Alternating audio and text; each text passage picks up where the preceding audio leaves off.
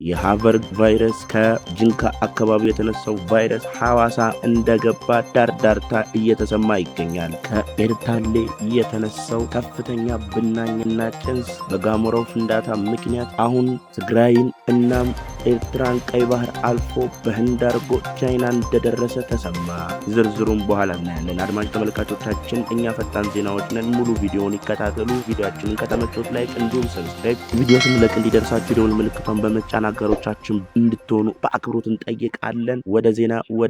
ወደ ዜና ከአፋር ክልል ኤርታሌ ተራራ እሁድ ህዳር 14 2018 ዓ.ም ከፍተኛ ጭስ ብናኝ መውጣቱ መጀመሩ የሚታወቅ ሲሆን ብናኙ የኢትዮጵያን ተሻግሮ በሌሎች ሀገራት በመድረስ በረራ ሁሉ ማስተጓጎሉ ተነግሯል። እንደ አፌድራ ባሉ አካባቢዎች ያሉ ነዋሪዎች በበኩላቸው ጭሱና ድምፁ ከፍተኛ እንደሆነ በመግለጽ ስጋት እንዳለባቸው በተደጋጋሚ ጊዜ ሲናገሩ ነበር። በአማራ ክልል፣ ሰሜን ወሎ እና ትግራይ ክልል የተለያዩ አካባቢዎች ያሉ ነዋሪዎች በበኩላቸው ከባድ ተኩስ ነበር የመሰለን፣ ጭሱ እኛም ጋር ድረስ በትክክል ይታይ ነበር ሲሉ ለፈጣን ዜና ገልጸዋል። ሰሞነኛው የኤርታሌ ፍንዳታ ከፍተኛ ጭስ ከኢንዲያ አልፎ ወደ ቻይና ምድር እየመራ ስለመሆኑ በውጭ ሚዲያዎች ጭምር በሰፊው ተዘግቧል። የኤርታሌ ክስተት አሁንስ በምን ሁኔታ ላይ ይገኛል ስንል ጠየቅን። የፈጣን ዜና ከፍተኛ ጭስ እየወጣበት የተስተዋለውን ኤርታሌ አሁን በምን ሁኔታ ላይ ይገኛል ሲል በአዲስ አበባ ዩኒቨርሲቲ የጂኦ ፊዚክስ ስፔስ ሳይንስ አስትሮኖሚ ኢንስቲትዩት ተመራማሪ የሆነውን አታላይ አያለን ጠይቋል። አታላይ አያለ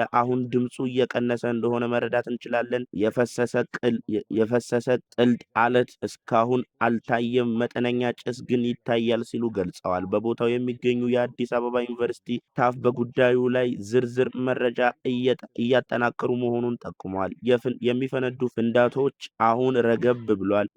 ሊቀጥልም ላይቀጥልም ይችላል። በቀጣይ የምናየው ይሆናል። ክትትል ይፈልጋል ብለዋል። እንዲሁም እውነቱን በመሳሪያ እንደሚከታተሉም ገልጸዋል። በአሁኑ የኤርታሌ የመፈንዳት ክስተት የተመዘገበ መሬት መንቀጥቀጥ የለም ሲሉ ተናግረዋል። ተመራማሪው የአቅም ግንባታ ክትትል ይፈልጋል። መሬት መንቀጥቀጥ አልተመዘገበም። ሰሞኑን ጸጥ ብሎ ነው ፍንዳታው የወጣው። መድኃኒቱ መዘጋጀት እንደ ሀገር አቅም መገንባት ነው። አቅም ሲባል መሳሪያ፣ የሰለጠነ የሰው ኃይል ማለት ነው ብለዋል። ከዚህ የምንማረው ከኛ የመነጨ የተፈጥሮ አደጋ ላይ ሌላ ቦታ ምን ያህል ጉዳት እንዳሳየ በረራቸው የሰረዙ የአየር መንገዶች አሉ። ያንን ከኪሳራ ማስላት ነው። የተፈጥሮ አደጋ ፖለቲካሊ ባውንደሪ እንደማያከብርና አንድ ሀገር የተፈጠረው ሌላም ቦታ ጉዳት ሊያደርስ እንደሚችል ነው ሲሉ ለፈጣን ዜና ተናግረዋል። የማይሰማ ነገር የለም። ያስደነገጠኝና ያስገረመኝ ዜና ግልጽና የተብራራ መረጃ ሊደርሰን ይገባል። ተገቢው የጥንቃቄ መልእክት እየተላለፈልን አይደለም ሲሉ የሐዋሳ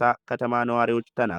ከሁለት ሳምንት በፊት በጅንካ የተገኘ ከተናገረው የማርበርግ ቫይረስ ተጠቂ ጋር ንክኪ እንደነበረው የተገለጸ ግለሰብ በሐዋሳ ከተማ ክትትል ሲደረግለት ቆይቶ በዛሬው ዕለት ሕይወቱ ማለፉን ሰማቸው የሚለውን ቆት ከታርገው ስማቸው እንዲገለጽ ያልፈለጉ አንድ የጤና ባለሙያና የሐዋሳ ከተማ ነዋሪ ለፈጣን ዜና ተናግረዋል። በዛሬው ዕለት የጤና ሚኒስቴር ያወጣው መግለጫ ሀገራዊ አሃዞች የያዘ ስለ በሽታ ጥልቅ መረጃ እንጂ በሐዋሳ ከተማ ሕይወቱ ስላለፈው ሰው ግልጽና የተብራራ መረጃ አይደለም የሚሉት አስተያየት ሰጪዎች ከሟቹና ከበሽታው ስርጭት ጋር በተያያዘ በተለያዩ ማህበራዊ ሚዲያዎች የሚሰራጩ መረጃዎች ስጋት ፈጥረውብናል ሲሉ ገልጸዋል። ከጉዳዩ ጋር በተያያዘ ግልጽና የተብራራ መረጃ ሊደርሰን ይገባል ብለዋል ነዋሪዎቹ። የጤና ባለሙያ፣ የሐዋሳ ከተማ ጤና መምሪያ እንዲሁም የሲዳማ ክልል ህብረተሰብ ጤና ኢንስቲትዩት በዚህ በኩል ሚናቸውን ሊወጡ እንደሚገባ ገልጸዋል።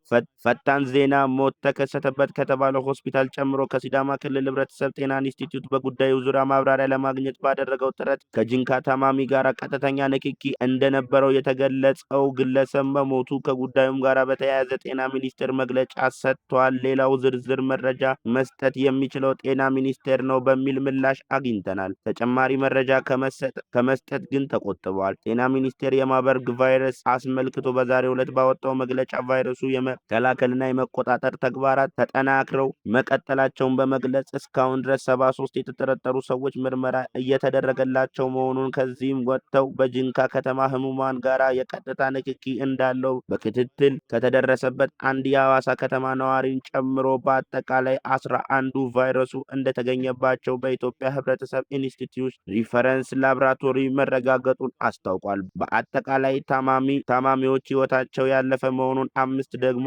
ሕክምና እየተደረገላቸው እንደሚገኙ ያስታወቀው መግለጫው እስካሁን 349 ሰዎች ንክኪ ያላቸው በመሆኑ ክትትል የተደረገው መሆኑን በ119ኙ ደግሞ የለይቶ ማቆያ ጊዜያቸውን ማጠናቀቃቸውን ገልጸዋል። ቫይረሱ በሐዋሳ ከተማ ሕይወቱ አልፏል ከተባለው ግለሰብ ጋር በተያያዘ ከኢፌዴሪ ጤና ሚኒስቴር ተጨማሪ መረጃ ካገኘን በቀጣይ የምናሳውቅ ይሆናል። ለማንኛውም ቢሆን ግን የሐዋሳ ከተማና ነዋሪዎች በዚህ በማርበርግ ቫይረስ እንዳትጠቁ ተጠንቀቁ ስንል ይህንን እያሳሰብን አድማጭ ተመልካቾቻችንን ቪዲዮአችንን ላይክ እንዲሁም ሰብስክራይብ ቪዲዮ ስንለቅ እንዲደርሳችሁ የደውል ምልክቷን በመጫን አጋሮቻችን ስለምትሆኑ እያመሰገንን መልካሙን ቸርቸሩን እየተመኘን እስከ ነገ መልካም ነገ ይመቻችሁ።